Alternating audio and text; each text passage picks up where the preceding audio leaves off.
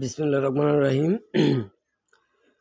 মহান স্বাধীনতার ঘোষক শহীদ প্রেসিডেন্ট জিয়া রহমান সাহেবের হাতে গড়া এই সংগঠন বাংলাদেশ জাতীয়তাবাদী দল বিএনপি বাংলাদেশের সকল পর্যায়ের বিএনপি মনা ভাই ও বোনদেরকে জানাই সংগ্রামী সালাম, আসসালামু আলাইকুম। পবিত্র এই রমজানের পরিশুদ্ধতায় বিশুদ্ধ হোক পুরা পৃথিবী। রমজান মাসে একটু কথা মানে আজকে মনে পড়ে গেল আর কি, মানে ফেসবুক চালাইতে সামনে পড়ে গেল একটা নিউজ। বাংলাদেশ আওয়ামী লীগের একজন সবচেয়ে বড় দূষর, সবচেয়ে বড় চামচাই আমি বলি এখন তাকে, সে বঙ্গবীর কাদের সিদ্দিকী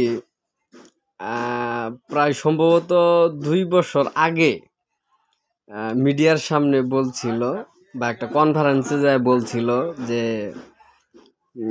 জামাতের সাথে যদি আল্লাহ পাক, মহান আল্লাহ পাক যদি ভেস্ত নসিব করে, উনি আল্লাহকে জ্ঞান থাকা অবস্থায় বলবে যে না, আমি জামাতের সাথে জান্নাতে যাব না।